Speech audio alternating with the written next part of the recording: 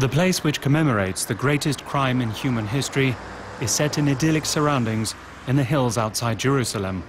This is Yad Vashem, the Holocaust Memorial.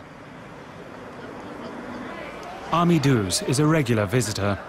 He's using the archives to research his mother's tale of suffering.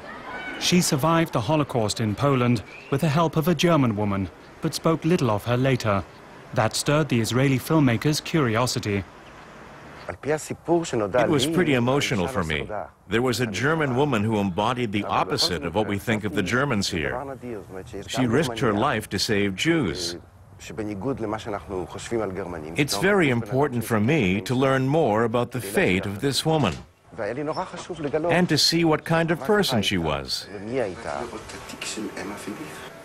He has come to Yad Vashem to find out more.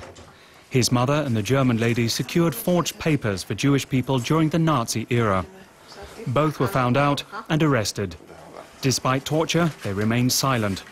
Ami's mother survived prison, but the German lady disappeared without trace until this surprise discovery was made. During my research, I discovered that she had survived the war and that she has a family in Germany. That's great. The archives here made it possible for me to tell this story before it is lost. The German lady is called Emma Fiebig.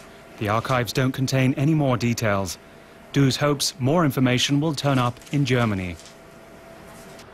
A list drawn up by a Berlin foundation could help cast more light on this dark chapter of history.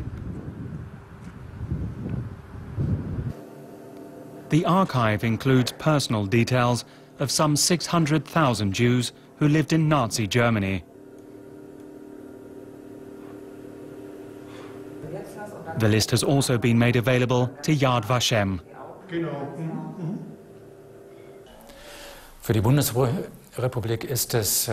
For Germany, it's a documentation of the citizens the country has lost. These are people who lost their jobs, whose civil rights were denied, who had to emigrate. People who sent their children to England and ended up in the death camps if they couldn't emigrate themselves. It's a document of people who were citizens of this country and who we lost. What's new is that we've given these people a name.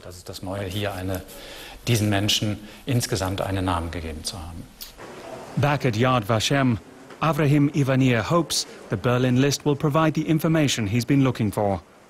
He's visiting the Hall of Names, which has photos of victims attached inside the dome.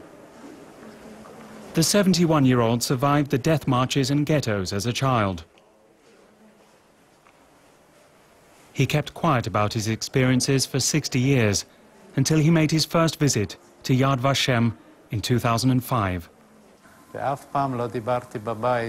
I never talked with my family about what happened during the Holocaust.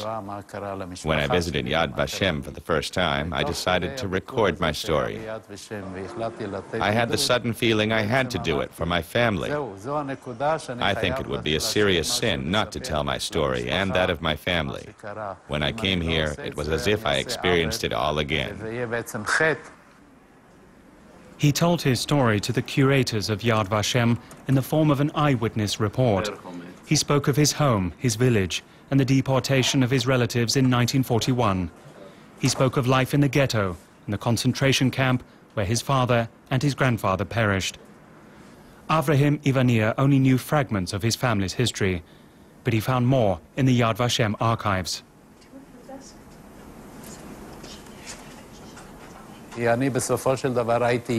I was only a small child back then. Of course, my mother and other relatives told me what they knew.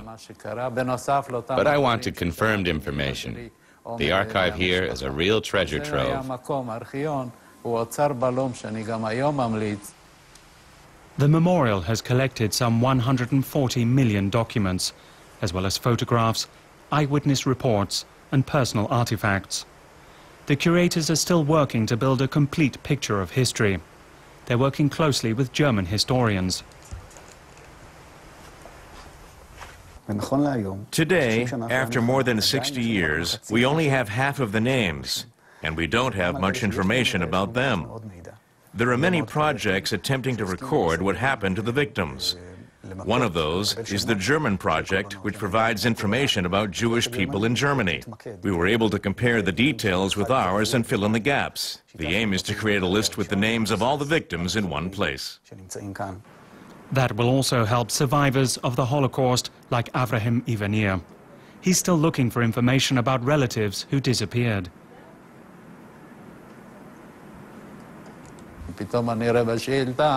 I entered a question, and suddenly I found the name of my uncle, Boris Ivanir. There was an eyewitness account of him. The file had just come over from the Spielberg archives in the USA. It means a lot to me, but it also means there's a lot of work waiting for me.